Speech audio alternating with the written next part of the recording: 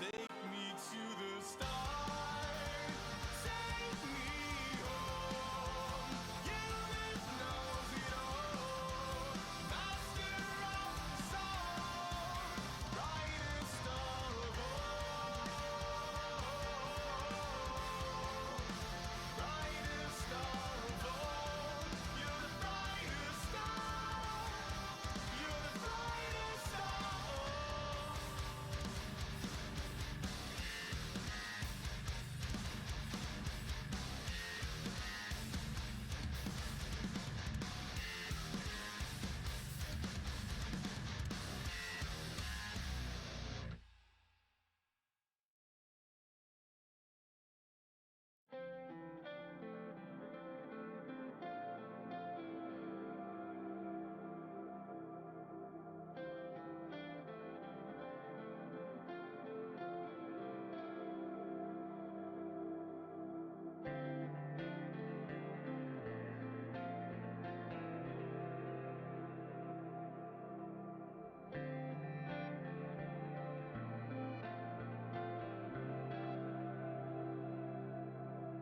On my own, I can do it right.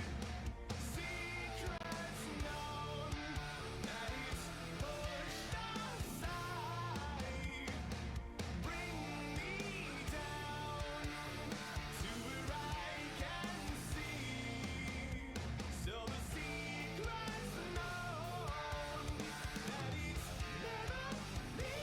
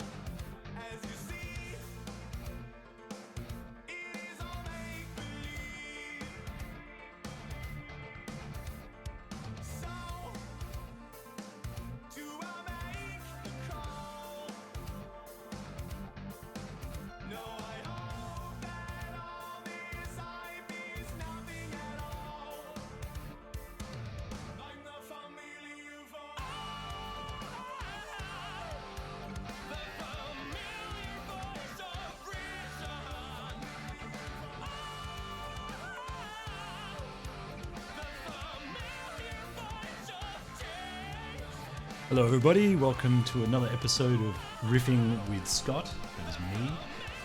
Thanks for tuning in. Sorry about last week. I had it was me and my partner's anniversary, so I kind of felt that was pretty important to do. Not that I don't love hanging out with all y'all, but I think that does take a little bit of priority. So thanks for being patient with me. So this week we're going to go over Brightstar. So first thing is the tuning of this tune. This is the first song of the record that is actually in B standard tuning. So we've got the 7 strings just tuned in their regular old tuning. Let me quickly go back and just say hello to everyone. Sebastian, hi. I'm hi. Yona, hi. Steel Thor, giddy up. Matt Patterson, just listening to Empath while eating dinner. Such a crazy, incredible musical journey. I haven't gotten into it myself yet, but I have had a listen to it, and it is wild. Danny, what's the weather like in Perth today? Well, Danny won't be able to tell you, but I can tell you that I woke up at 4:45 and there was a power outage. Like, nothing in the house was on. There was like crazy winds last night, so it kind of took everything out. So it's been pretty bad. But here we are. I've got my power back. Everything's working fine. So this is all happening, which is good. I was kind of concerned for a moment that I wouldn't actually even be able to do the live stream today. Okay, so we're going to... Oh, we have the backing song still on. Sorry if that's distracting. I'm going to turn that off. And I'm going to quit tunes while I'm at it. Cool. Diablo Macho, how you doing? I'm doing well. I'm very well. I'm a little tired today, but because this morning was a bit nuts. I got up a half hour earlier than I expected because Sophie was like, "Yeah, the power is out. It's nothing on." So it was a bit of a crazy morning here. But yep, went to my regular teaching job again for the first time since the whole coronavirus lockdown. So that was nice. I actually got to see my students face to face for the first time in like almost 2 months. I'm doing well. I'm glad that things are kind of starting to become a bit more normal over here. All right, well let's jump into the tune. This is the first song on the record that's actually in B standard tuning.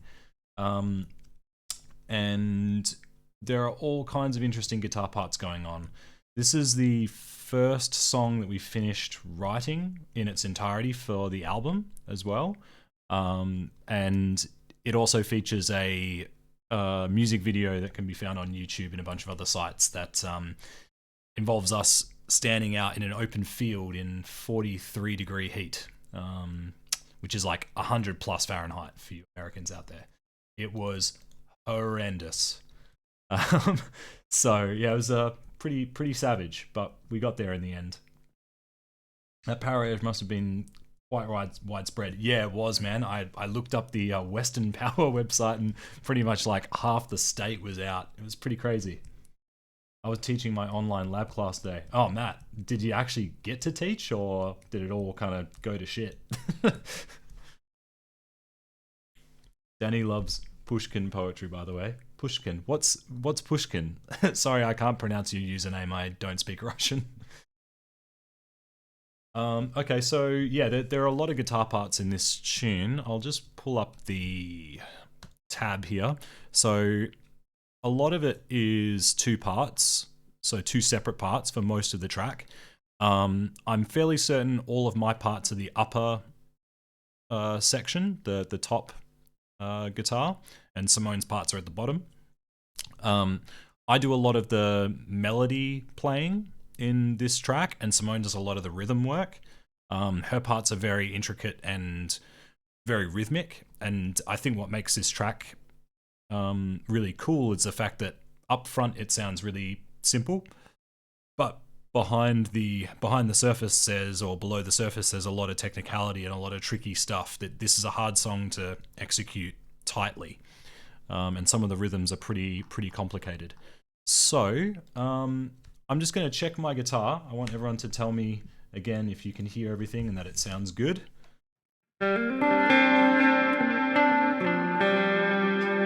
Once I've tuned. just let me know in the chat if you could hear that.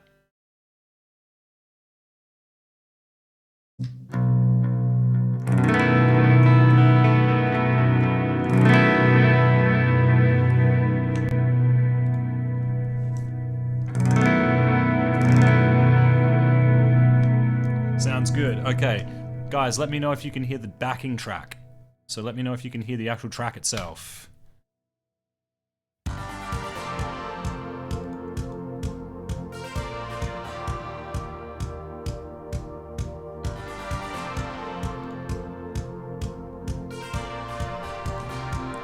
Alright, and in terms of the volume, do you think that they're both about on the same level? Do you think you'll be able to hear both clearly? I want to make sure this is good. It needs to be a tad louder. Okay, I can do that.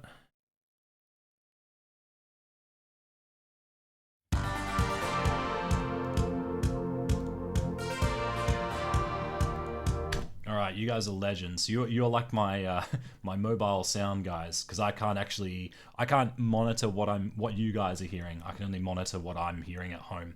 So it's a little weird. I find it quite hard to get used to. So let's I'm just gonna play a bit of guitar and the backing track at the same time. Tell me if it's a good level.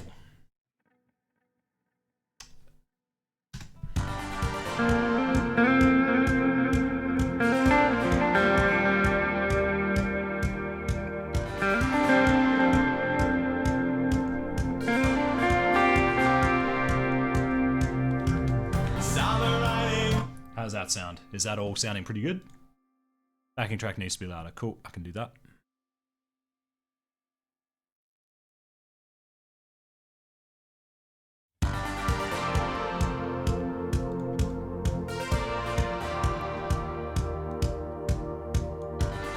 Okay.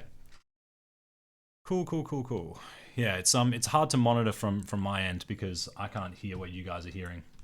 I'll turn my guitar down a smidge as well. All right, let's try this.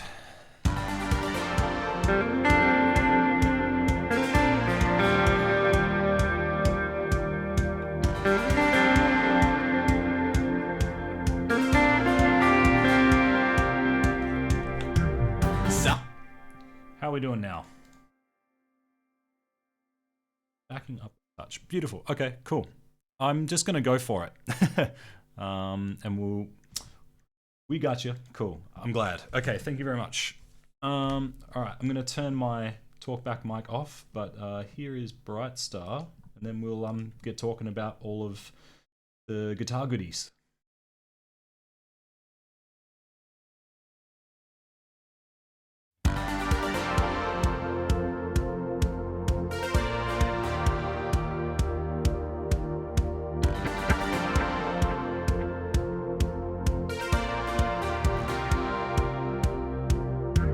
Saw the writing, saw it on your face. Senses idle in your place. Oh, left me standing at the source. It's a major scale, but the prize is yours, and the tiger star is sold. And you're the brightest star of all. And you're the brightest star. And you're the brightest star of all. And you're the brightest star.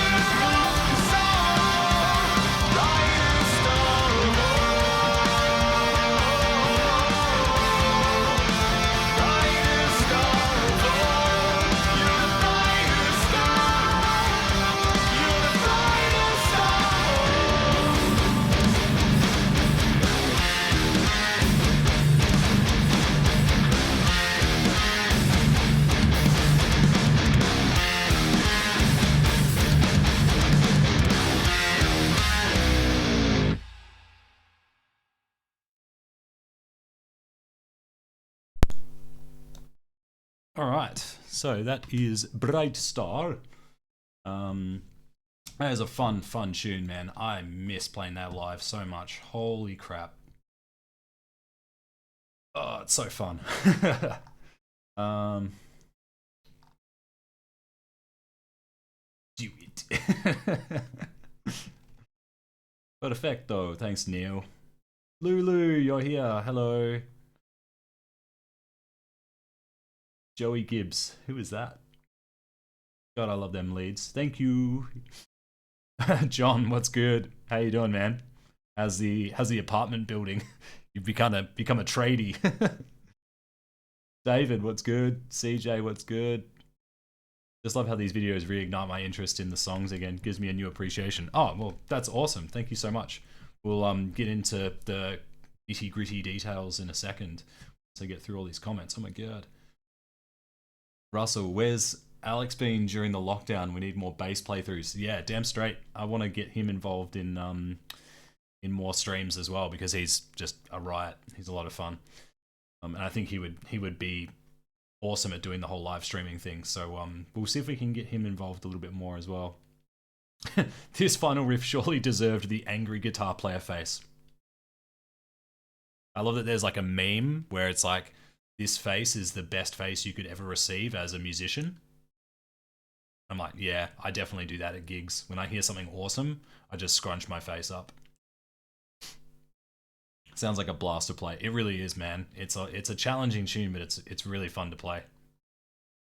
Just ordered the Colors vinyl. You champion. Thanks, Max. Thank you so much.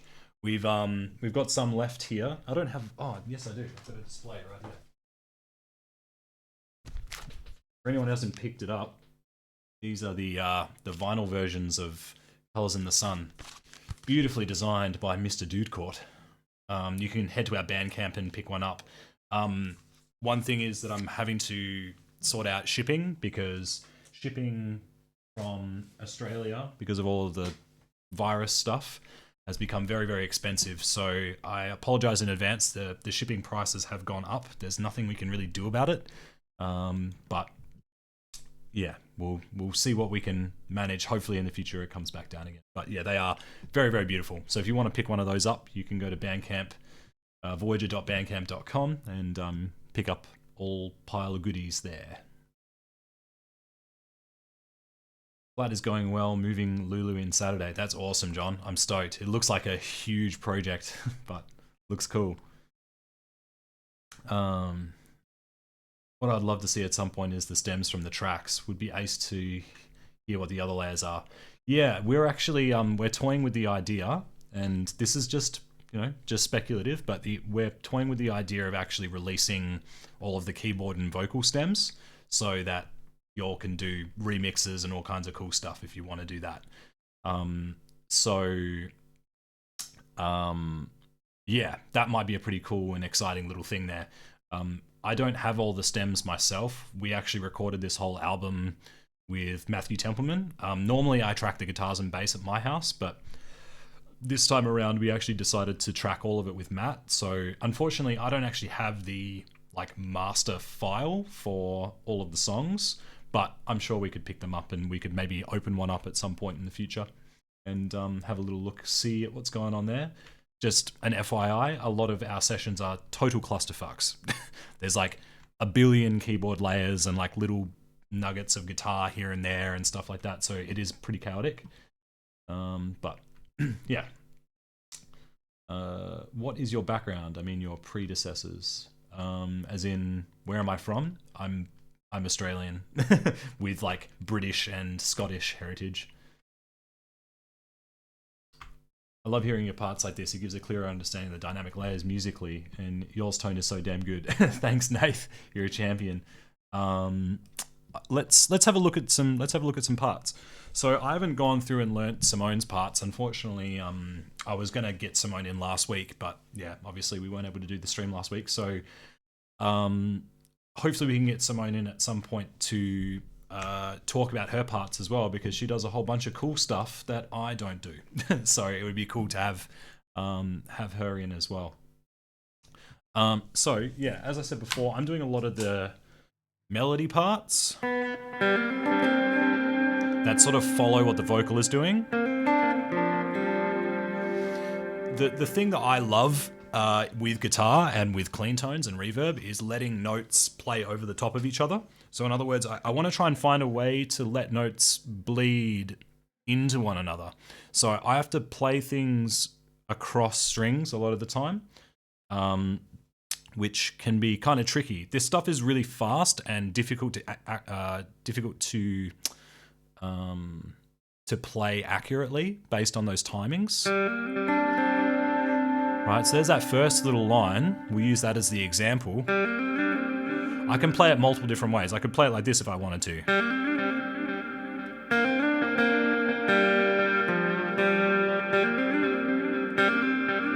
Like this, all along one string.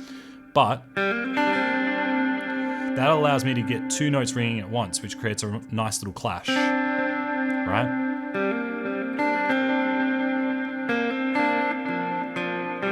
And I do the same thing there. I really like having those strings ringing over each other. It just sounds really kind of pretty to me.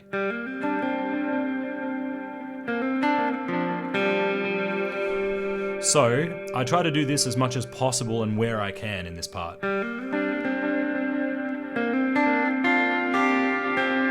That one's really nasty.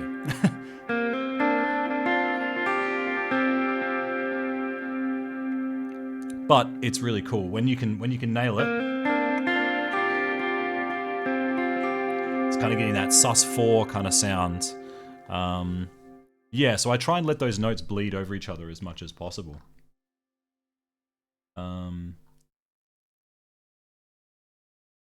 As much as it sucks being inside during this lockdown, at least I'm finally learning to play guitar. Any tips for new players?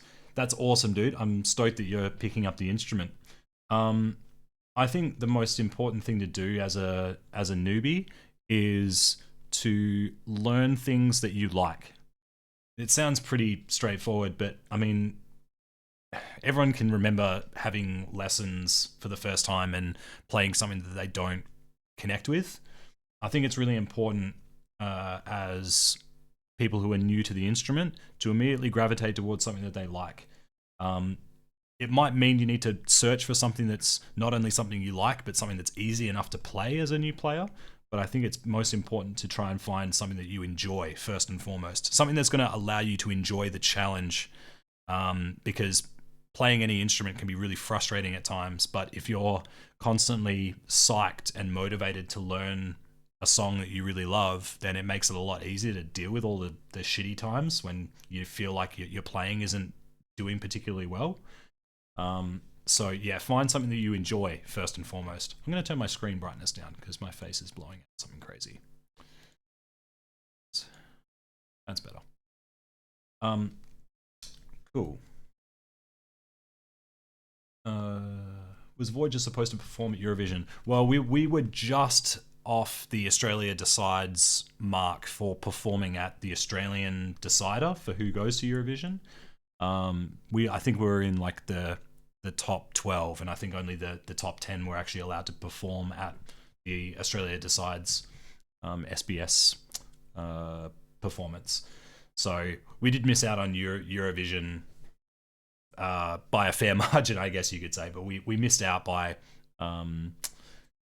we missed out on actually getting in the top 10, so we weren't quite eligible. But we're gonna resubmit. We're gonna submit another song. We're gonna go for it. Hashtag Voyager for Eurovision. Don't know what to say other than I would love to see you in Bergen, Norway. Love what you do. Maybe one day be lucky enough to share the stage. Thank you. Hopefully we can get to Norway. That would be awesome. Play Runaway. We'll get to Runaway. Runaway is going to be the last one that we look at. Voyager's music is keeping me happy and looking forward for life to get better. Thank you so much. You and Simone inspired me to play the guitar at 40. I'm loving it. That's so awesome, man. Thank you so much. Yeah, it's really like, yeah, it's really heartwarming to read comments like that because, you know, I work as a teacher primarily. So anything that can motivate people to, you know, share the love for playing guitar, that's like a success as far as I'm concerned. So that is awesome. You make our lives better. Thank you. Oh God, there's so many comments. You all are so active tonight. That's awesome. God, I love the reverb and delay on that tone. Thank you. It's oh yeah, I should probably go through what's going on with the tone. Oh crap. Can I do that quickly? line 6. Oh my. Okay, give me 2 seconds. I'm gonna go through this patch because there's some cool stuff going on.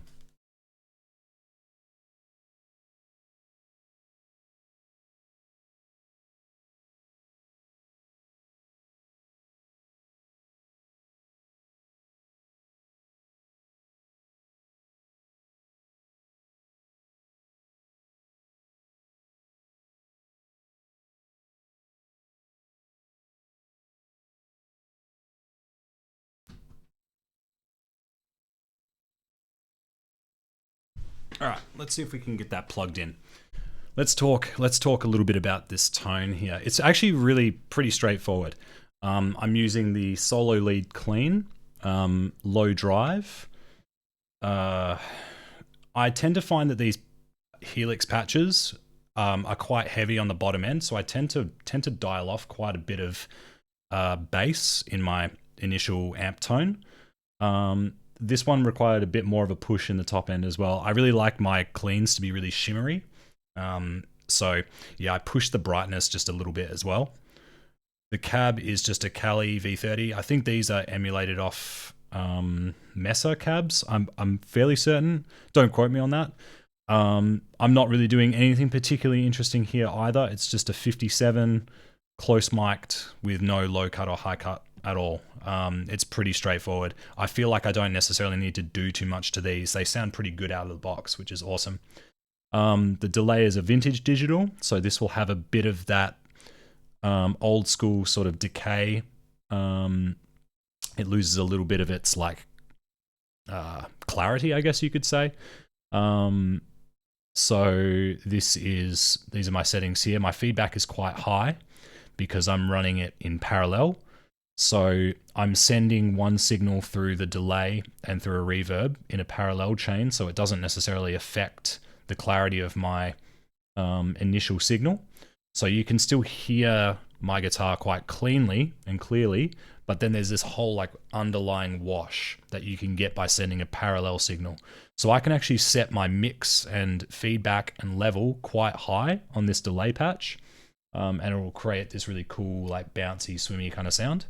I'm doing the same thing with the verb. I'm using a Ganymede reverb with a pretty damn high decay and mix for what you would normally do.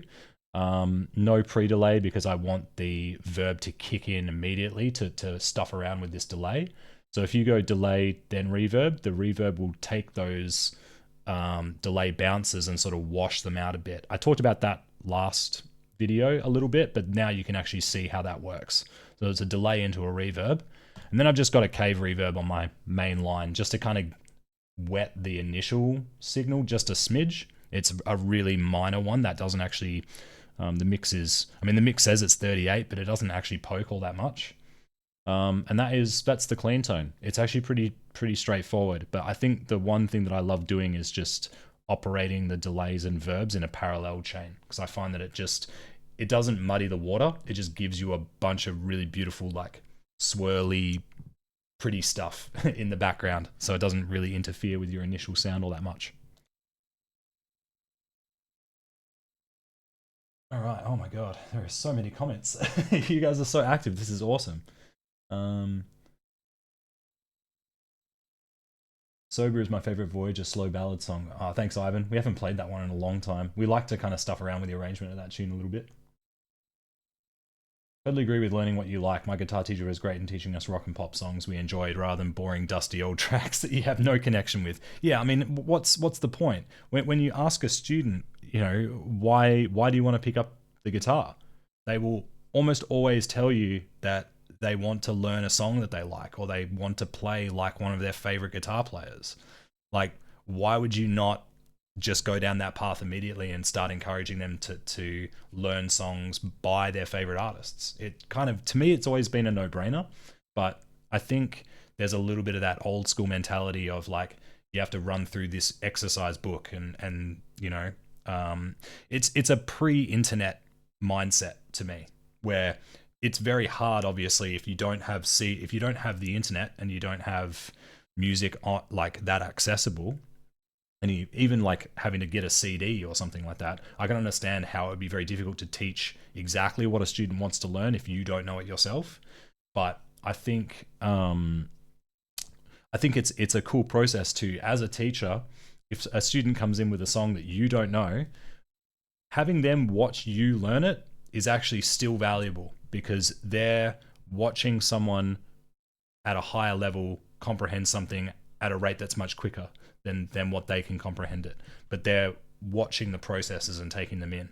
So I think that there's actually a lot of benefit in even that. Even if there's a song, like I get this all the time, kids will come in and be like, I want to learn this pop song. And I'm like, I don't know this, but I'll work it out. I think that's a really good process. So yeah, it's a little bit of a hangover from an old time, I feel, going over like, you know, old tunes that you as a player know, but the students might not care about.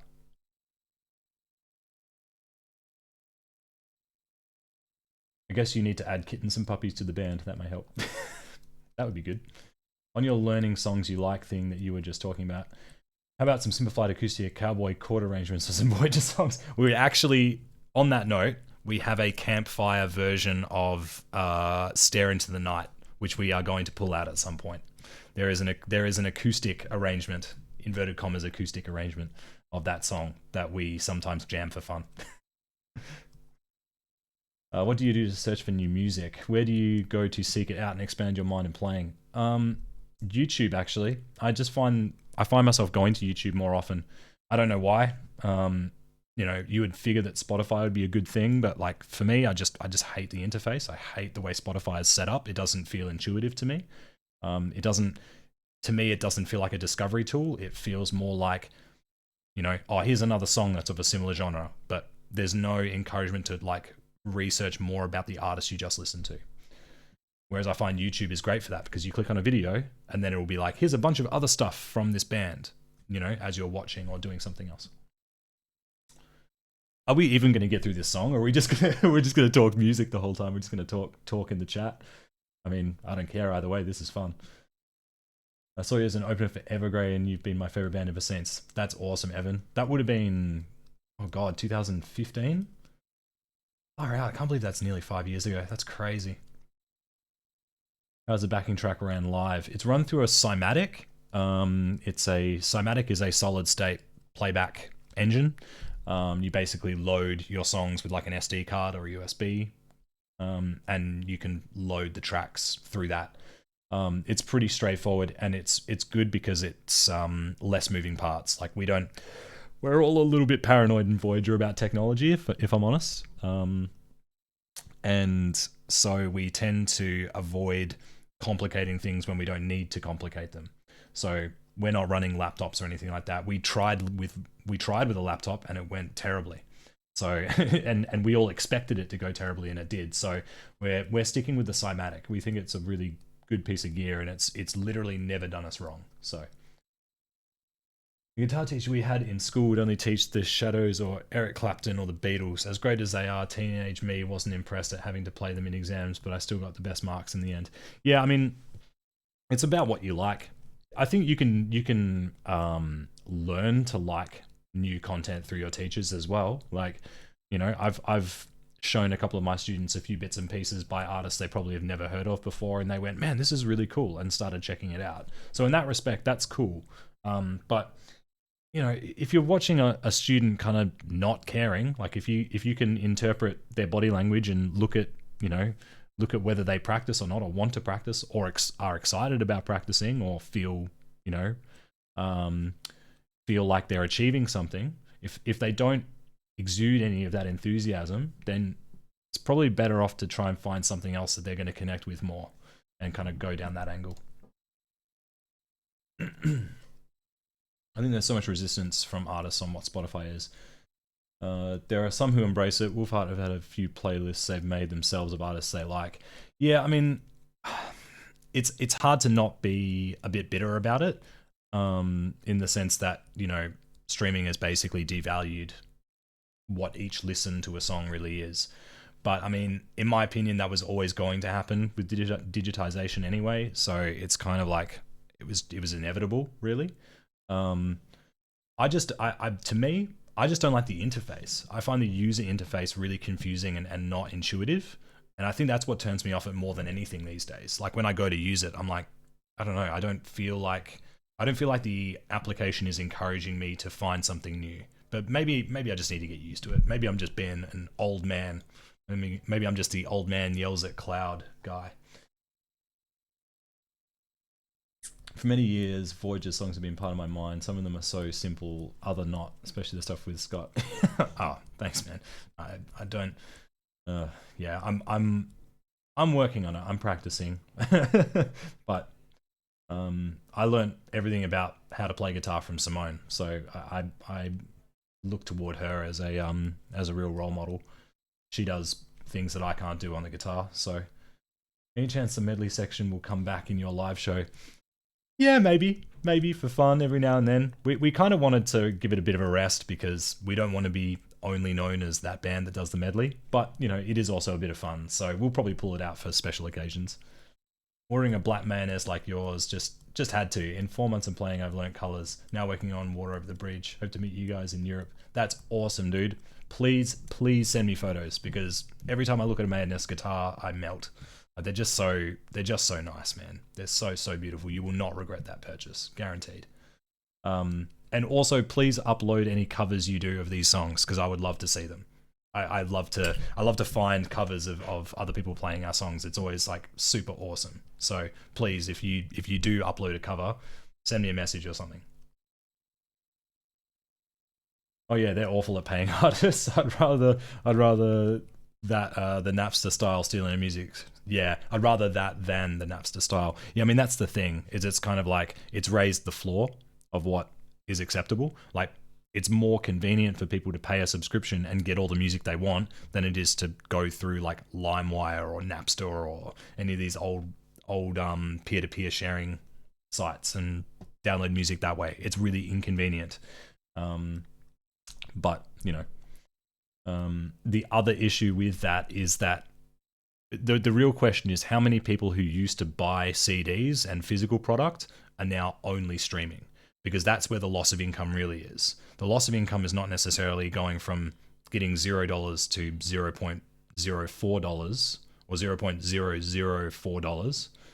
It's actually whether someone who used to buy records now just streams on Spotify. That's the big loss. I just wanted to make that clear. I'm not condemning anybody. You can listen to music however you like. But that's just to be aware. That's where that loss is likely. That's where bands are mostly feeling it, is in physical album sales dropping because people are streaming instead. So it's difficult. But, you know, it was going to happen. It was an inevitability. So have you gone fully Helix now? Has the Axifex been retired? The cover medley was awesome. Thank you. Yeah, the Axifexes have been retired. I've still got mine. I love it. I think it's an awesome piece of equipment. It's honestly the primary reason we swapped over was portability. The fact that the Stomp is like tiny is awesome. So it's like a really easy piece of equipment to ship around. And the other thing was the Axifexes were coming out of baggage handling like with rack ears off, and like the handles on my Axifex, one of them just disappeared in transit.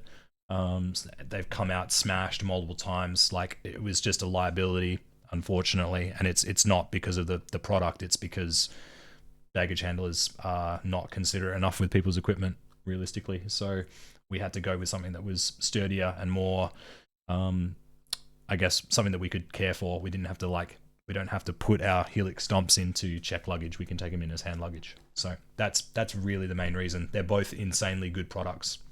It's really about what you prefer.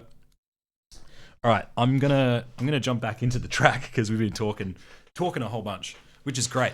But I'm also here to go through these songs. So Simone here is doing these cool little rhythm parts as well.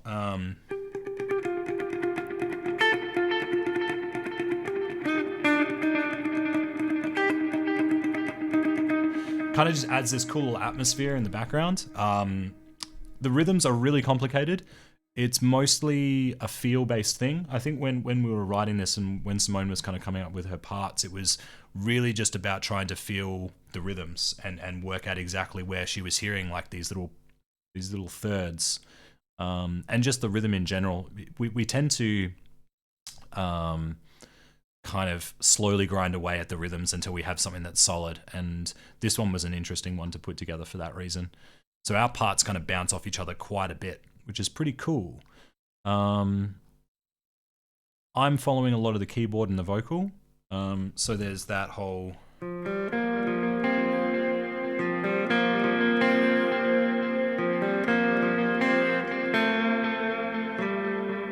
So that's literally just following the vocal line. That's a really fun part to play. Then we have our pre-chorus. Simone's doing the rhythm part there, which if I change to the appropriate patch.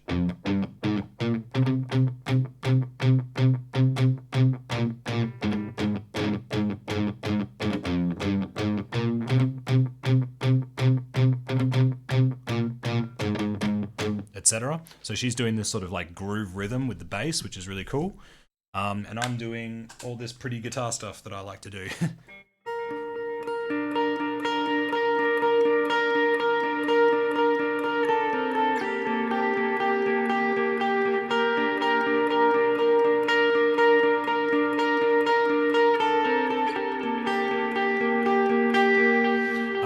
This was actually something that Danny suggested. He was like, why don't you try, because I was just going...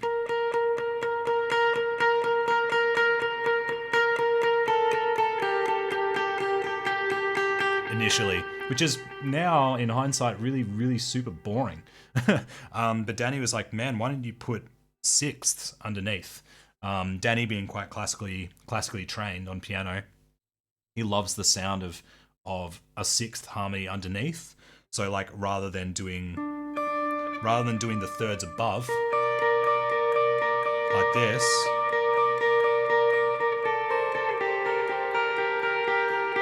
which sounds quite good, you can play the exact same pitch down the octave and it just has this really nice open sound.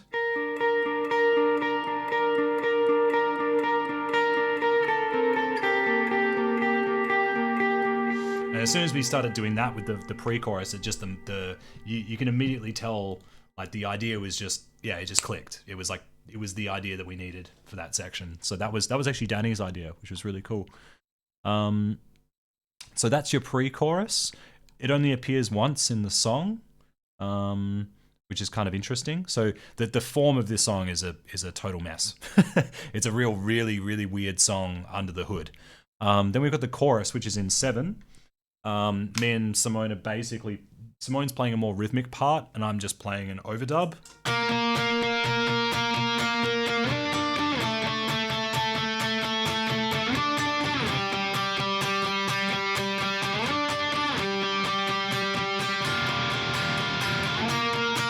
Etc. And she's sort of doing a dum bum bum the bum bum bum the dun dun dun the dun dun dun, which is that essentially a 7. I think it's a 7/16 rhythm. 1, 2, 3, 4, 5, 6. Yeah, so it's a 7/16 rhythm in a 7/4 time signature. So in other words, we're sort of subdividing the 7/4 up into 4 groups of 7/16, if that makes sense. But essentially it creates a 7/4 pattern overall. So it depends on how you feel it. If you're feeling it like 1, 2, 3, 4, 5, 6, 7, 1, then you're going to feel it in 7. But for Simone's part, it actually makes a bit of sense to think about the syncopations as sort of smaller groupings.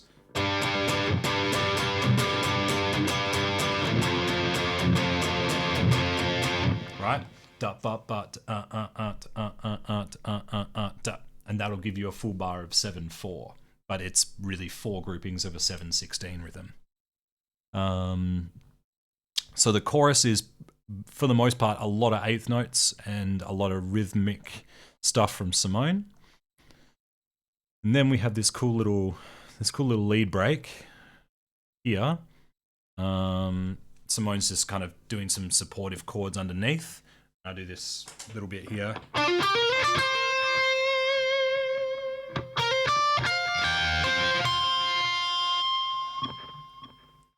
Like that.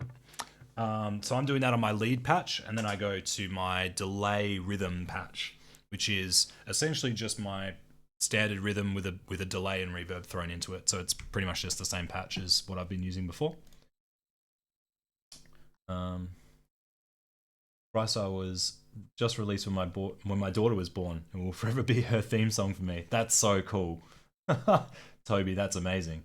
Amazing tune. You guys write some absolutely incredible music. Caught you at Bloodstock 2018. Awesome, man. Bloodstock was so much fun. I'm stoked that you were there. That was a really, really fun gig. And hopefully we'll be back in the UK once all this lockdown stuff is done. Are there tabs for water over the bridge? There is. We've got tabs for everything. Nathan, just send me a message on Facebook or something, man. I'll shoot you the tabs for that tune. And likewise for anybody else. If there's a particular song you want, I'll just send you the tab. We do have the intention of selling the whole tab book eventually. But yeah, like I said, if there's a particular song you want to learn, then just hit me up. It's all good. How often does Simone's bottom string go out of tune during the end part of Ascension? Did I tune back up? I didn't.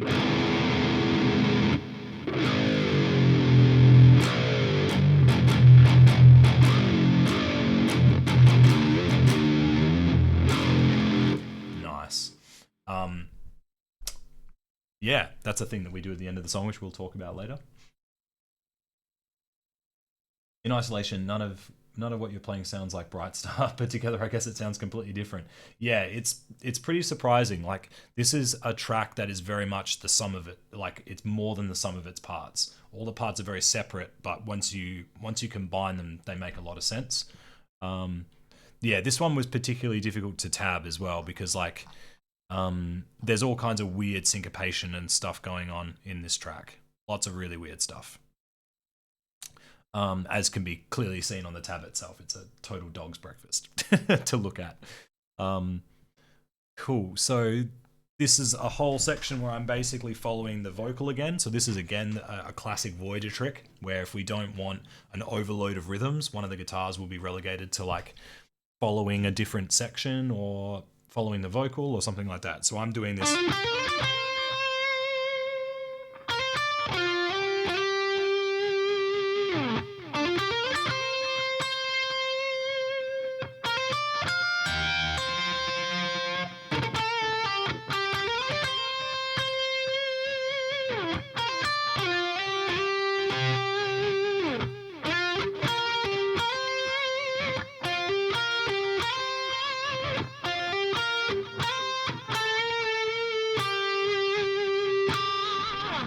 So it's basically just following the vocal melody there. Car bomb, yes, exactly. Except like easy mode. There were a lot of rhythms in this album that are inspired by Car Bomb, might I add. We saw them live at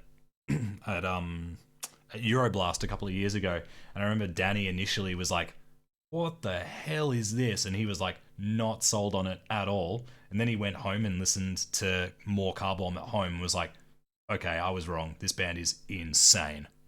And then when we saw them again at Euroblast, I think it was last year, we were literally all just laughing at how bullshit good they are. Like, they're the most insane musicians. It's just, yeah, it's hard to comprehend. It's hard to comprehend how insane that band is. It actually hurts. It hurts my brain thinking about their music. Yeah, so Simone, underneath the second verse, to give it a little bit more push and movement, she's doing this 16th note stuff with some octaves there.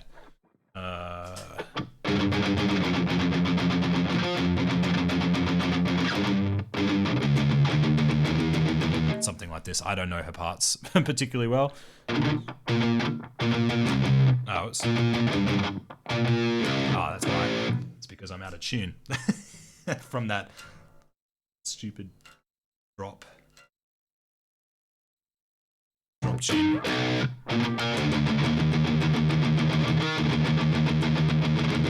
So she's kind of popping in these octaves like she does in the, or sort of similar to what she does in the first verse.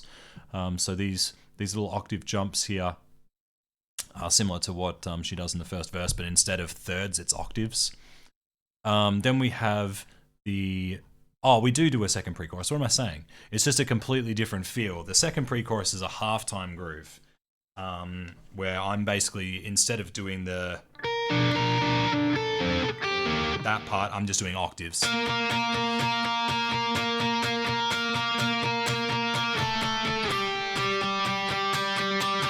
And then Simone and Alex are doing that sweet riff underneath.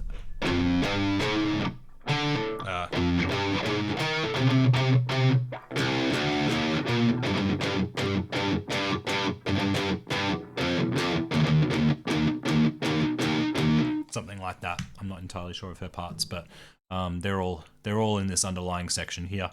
Really, really sweet rhythm. Sweet rhythm part. That's actually my favorite part of the song, that pre-chorus. It really lifts. All right, so we kind of come out of that, and instead of going into another chorus, we go into this breakdown riff. There's a little story behind this breakdown riff. I initially thought this song was about Danny's newborn kid. Turns out I was completely wrong about that. So I thought all this really pretty, sparkly stuff was sort of, you're the brightest star of all, kind of like, you're a bright star, you're a beautiful child, etc. Turns out it's like the opposite. It's kind of a very cynical take on like idolization and everything like that. And so when Danny told me this, initially he was like, yeah, I want a really dirty riff here. And I was like, really? For a song that's about, your kid and all this positive stuff? And he's like, this song is not about my kid. This song is supposed to be fairly cynical. This one is, if anything, has some of the most I guess bittersweet lyrics. I don't know how to describe it. They're cynical lyrics, essentially. It's being critical of something. And so Danny was like, yeah, I want a really dank riff. And once he told me what the song was actually about, I was like, oh, okay. And then I wrote this riff, the one that has the octave patch on it. So what I do with a lot of single note riffs, if I want to make them super fat, is I just add an octave pedal on them. This is a pretty typical trick. This is not something. This is not some crazy ass secret. This is a pretty common thing that a lot of bands do.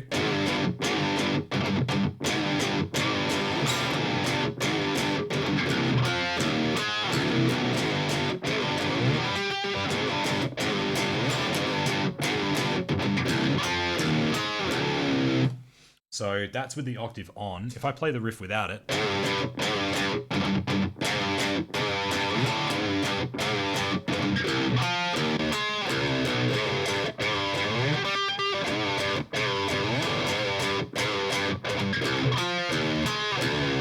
it's cool, but the octave gives it a little bit more balls.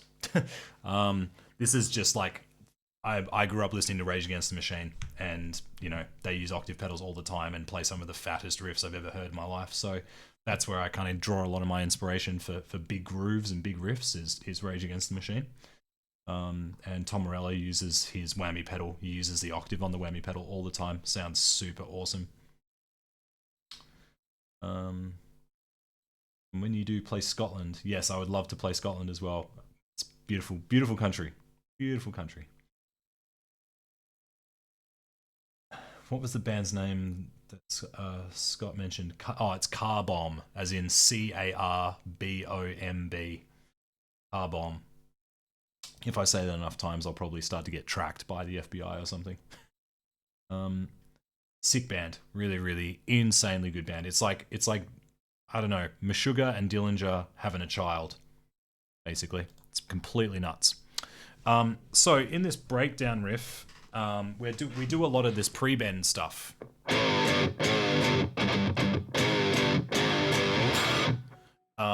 So because Danny wanted a really aggressive sounding riff, I kind of took a little bit of inspiration from my other band, now deceased, Statues.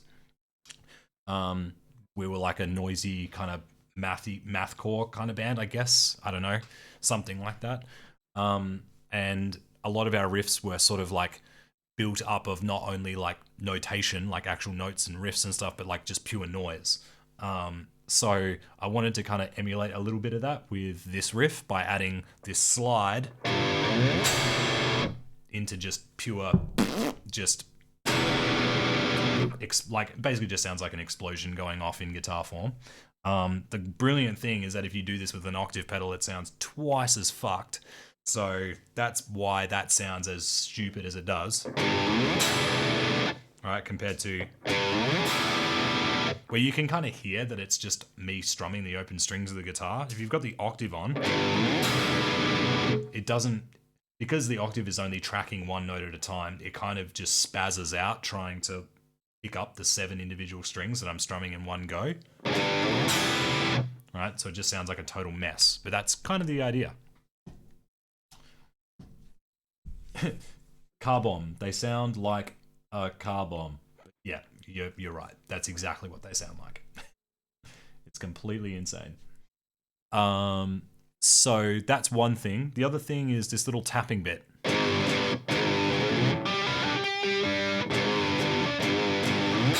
It's a part that kind of you have to flow into. It's very hard to play slowly.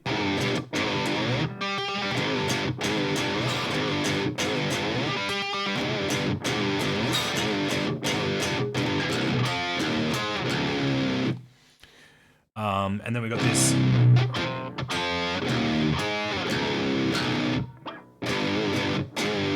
So the whole tune is in sort of like G minor, I guess you could say. So that's the breakdown riff. Then we're back to another chorus, which is exactly the same as what we do in the first chorus. I think Simone changes her parts a little bit. There's a little fill here, which is really cool actually. Without octave. Like that. It's a pretty cool little section. Go and listen to that at the end, literally just before Ash goes into the halftime. Simone pops in this cool little rhythm here, which I really dig. It's all this sort of small stuff that we like to add. You know, we don't like to just rinse repeat sections. We don't like to copy paste sections because we get bored too easily, and it feels kind of cheap to do that. It feels lame. It's kind of like, what's the point in doing this part that everyone's heard already again exactly the same way as the first time? I feel like the only part of a song that should be allowed to do that is the chorus. Every other part we try to manipulate or change in certain ways to keep it interesting, keep it flowing, but also not to overwhelm the listener with a bunch of new content. So we have pretty straightforward song structure a lot of the time, but we take a verse or a pre-chorus or something and mess with it. We'll change it around, recontextualize certain parts, change the rhythm, etc. And then right at the very end, we have this really dank, disgusting palm mute section, which is this inverted power chord, which is a metal classic. So if you want something to sound thick and super heavy, rather than creating a power chord that's just the G and the G5 like this, so this is your G note here, and then adding the fifth above it. If you add the fifth below as well, so fifth in the context of G, so like G major, 1, 2, 3, 4, 5, which is the note D. If you put the D below the root note as well, you get this really thick, fat sounding power chord. Sorry, these strings are pretty old and I've been tuning this B string up and down a whole bunch. So you get this really thick, gross sounding inverted power chord.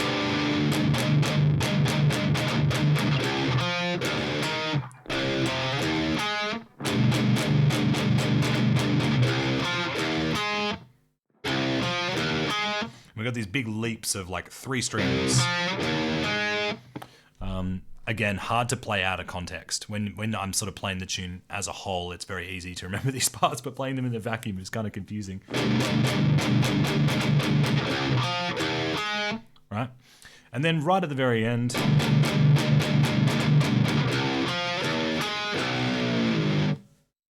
just because why not?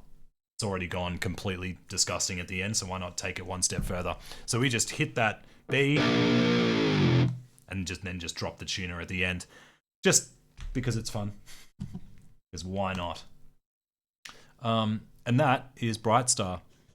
So there's quite a bit going on in this tune. Simone's parts are a damn sight more confusing and difficult to play than mine. A lot of my parts in this tune are actually quite straightforward. So I feel like I just get away with playing all the easy bits and I just palm off all the difficult stuff to her. But you know, she's a good player. And she's good with her right hand as well. I'm trying to work on my right hand, and she's always been much better at that stuff than me. So we kind of give each other the parts that we would do justice, essentially. So that's the entirety of Brightstar. It's a fun tune. It's really, really fun to play live, and I just love the kind of dancey nature of it. It's got a nice chorus, and you know, it's got a typical Voyager chorus, as some people have said. We have a particular chorus writing style. Danny is the mastermind behind all of the catchy choruses. Sounds like Goliath. Yes, we definitely. You're talking about the carnival song Goliath, right? If you are, then yes. That riff at the end. God, that riff is so good. so good. Voyager has helped me with depression. That's good, man. Yeah, thank you. It's I've been there before. We've all been there before, and it's a difficult thing to deal with. And music has been, at least for me, has been one thing that has kept me sane over the years. Music can be both a very difficult thing to deal with from a professional level, but it's also one of the most important things in my life. In fact, it pretty much is, outside of family and you know, family and friends and everything. Music is the most important thing in my life, and it's for reasons like that. Like, music helps people deal with all kinds of shit. So I'm glad that we can help in some way, man, and just try and keep positive. It's a difficult time, but you've got this, man. Do you think of riffs then the song? Yes. Yep. I mean, it depends on the context. Sometimes if I pick up the guitar, all I want to do is just write a sick riff. Like, if I've got a groove in my head, then I'll just write a riff and bring it into jam, and we'll go, hey, that's pretty cool, and then we'll kind of write around it. It's a term that I've kind of coined as a catalyst. So when you're writing a tune, typically there's one idea that sparks a whole chain of creativity. So once you have that one idea that you really love, that's what usually then creates the rest of the song. I very rarely have a fully fleshed out idea in my mind before even picking up the guitar. But the exception to that is if I'm looking for a particular, like if we're writing a record and we're looking for a particular mood, then I tend to think about what projects that mood before I start writing. So I've got like a clear intent before I pick up the instrument. Sometimes when I pick up the instrument, I don't have any idea what I'm doing, and I could sit and noodle for an hour and a half and come up with nothing. But sometimes it's quite inspiring to think about what you want to create first. So like my solo project, Absent Hearts, is like, I tend to think about a scene that I want to depict in music, you know, as wanky as that sounds. I want to try and create the sound of mountainscapes, or, you know, the sound of animals like birds in the sky or something like this, and I want to try and emulate those emotions, and that gives me an idea as to what I'm going to come up with when I pick up the instrument. So it can kind of go both ways. Thanks for the question, Timus. It's a good one. Not so good when Voyager on my music for cooking along to. Have you considered switching to 8 strings?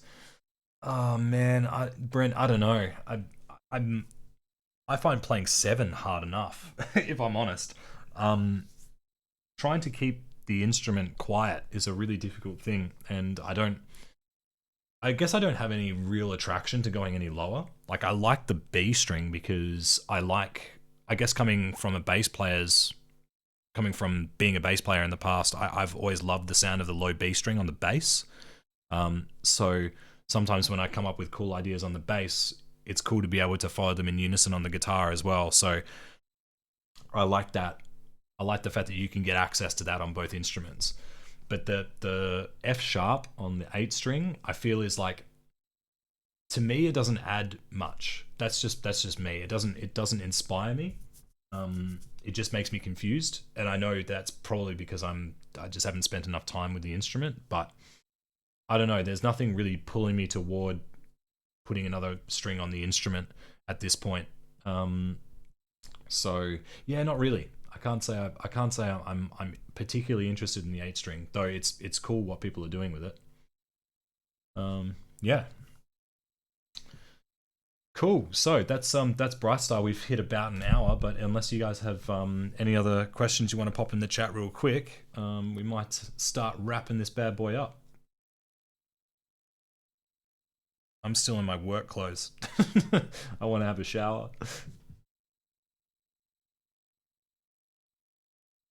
That was a fun one. That was really good, and thank you guys so much for being so involved and asking so many awesome questions. It's like, I was thinking to myself, like, is there going to be, are there going to be enough questions that people want to ask for me to be able to do this every week? But it seems like you guys are coming in with the goods. It's freaking awesome. Is there any program that you use or could find that notates slap bass? Ooh, that's a good question. If it's of any help at all, I'm using MuseScore. If I need to actually notate something, so I wrote all the guitar tabs for Colors in the Sun through MuseScore, and it's a freeware program. It's basically it's all updated by a small team that operate on donations. But the cool thing is that there's a lot of people uploading their own scores up there all the time, and the main editors and designers of the software are in constant communication with the community about errors and stuff like this. So while it is freeware and can have a few bugs here and there, in honesty, the program's great. Like, I love it. It doesn't look particularly good. It's not very like pleasing to look at. The UI isn't, anything fancy, but I really rate the program. I think it's a brilliant program. I used to use Sibelius way back when. Then Avid bought it, and I've heard pretty bad stories about that program since. So maybe give MuseScore a go. I think it's a really good program.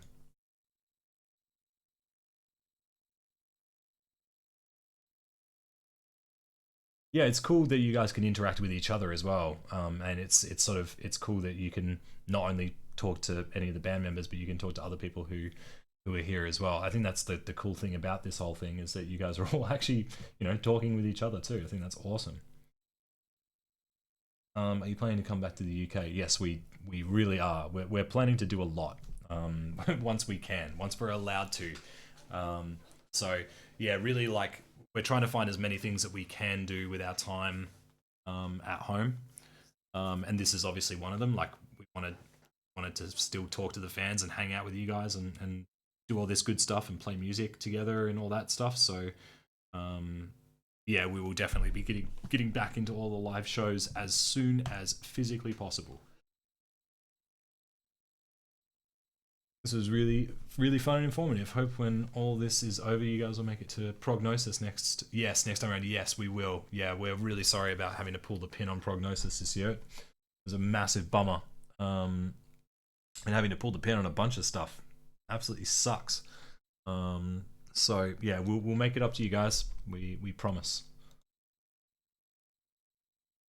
US tour, yes, that is also on the cards, man. That one's been on the cards for a very long time. It's always about trying to find the right people to work with, because it's expensive for us to get over there. It's pretty much as far away from Australia as you can get, in terms of like the large countries that a lot of bands tend to tour. America is very far away and very expensive to get to. So it's really about trying to make that work for us as best as possible, in terms of logistics and finances and all the boring stuff that you guys don't want to hear about. But yes, we would love to get back over there, and we would also love to get back to Canada too. We loved playing in Canada. Toronto is one of my favorite cities to play in. The Toronto gigs we played were so sick. Thanks for doing these streams. It's great to get an insight into the songs. You're welcome, man. My pleasure. It's been really fun. I'm really enjoying it. So yeah, I guess we'll wrap it up there. Feel free to write down in your diaries that 8 p.m. 8 plus GMT is when I'll be doing these streams every single Wednesday. And if you do want to check out some of Voyager's content, you can go to our Facebook, you can go to our YouTube, Twitch, Bandcamp, and Instagram. Voyager AU on Instagram, voyager.bandcamp.com, Voyager AU on Twitch, Voyager Australia on both YouTube and Facebook. And yeah, stay safe out there, everybody, and have a lovely evening. Peace.